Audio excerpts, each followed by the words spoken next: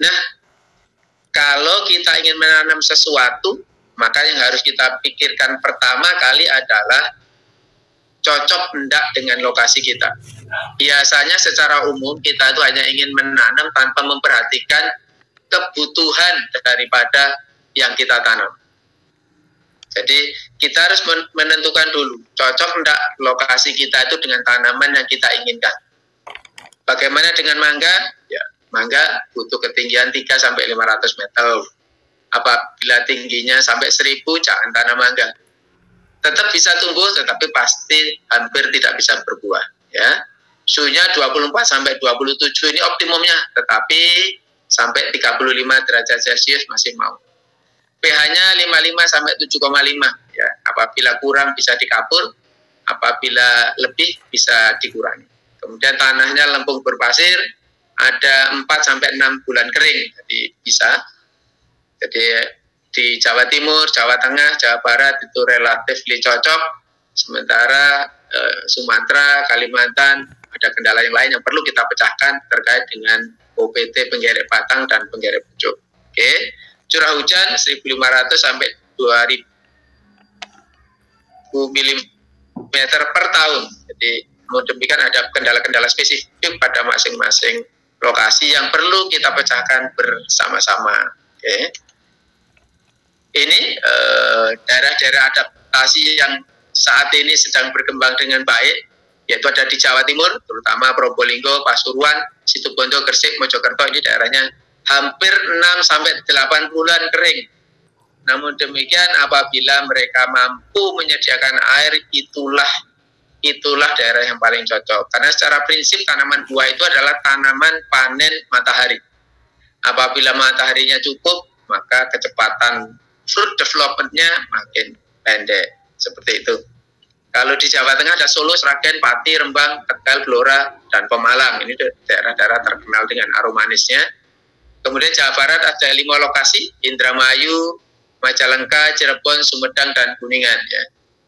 Dan secara umum kalau di Indramayu mereka adalah gedong gincu dan aromanis di Jawa Barat, maksud saya. Jadi seperti itu. Namun dia juga punya karakteristik tertentu. Misalnya kalau di Cirebon gedong gincunya besar-besar, di Indramayu kecil-kecil, Majalengka besar tetapi agak berair, seperti itu. Sulteng ada di Poso dan Donggala. Kendari, Kolaka, Butuan itu yang ada di daerah Sutra. Ya. Ada di Aceh, NTB, dan NTT. Oke. Jadi bagaimana cara mengembangkannya? Bisa dengan bibit baru, berarti kita harus nunggu kira-kira 4 tahun atau 3 tahun biasanya sudah mulai belajar berbuah, tergantung varietas. Kemudian apabila kita sudah ada tanaman batang bawah yang lainnya yang sudah cocok, kita lakukan top booking untuk menyesuaikan varietas yang kita inginkan. Ini adalah bagaimana cara penanamannya. Jadi kita bisa pilih benih yang bagus. Yang nomor 1 adalah pilih varietas yang Bapak Ibu sukai. Oke. Kemudian setelah itu pastikan dibeli dari penangkar resmi. Artinya apa? Ada label dari BPSB. Ya. Kalau enggak bisa beli dari kebun percobaan Baliku Tropika yang ada di Pasuruan.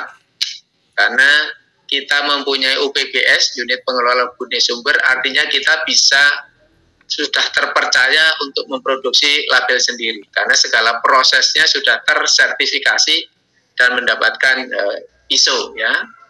Kemudian pilih yang vigor, tentu saja, yang percabangannya bagus, atau kita bisa merencanakan percabangan yang 13927, jadi batang utama, kemudian naik menjadi 3 cabang, masing-masing 3 cabang tersebut kita bikin 3 cabang lagi, dan seterusnya.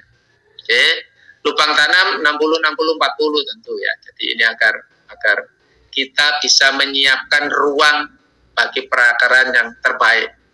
Ya. Kemudian untuk daerah-daerah dengan keasaman yang kurang dari 5,5 sangat perlu diberikan kapur dolomit ya. Banyak hal bisa terselesaikan dengan pemberian dolomit ini, terutama yang terkait dengan masalah-masalah nutrisi ya, masalah-masalah nutrisi. Ini banyak terselesaikan dengan cukup pemberian kapur dolomit ini. Selama penanaman sebulan sampai 4 bulan pertama itu masa kritis. Apabila mereka gagal membentuk perakaran, maka akan gagallah semuanya. Jadi ini periode kritisnya sekitar 4 bulan pertama setelah tanam. Begitu tanaman sudah bisa menghasilkan tunas, artinya sudah selamat.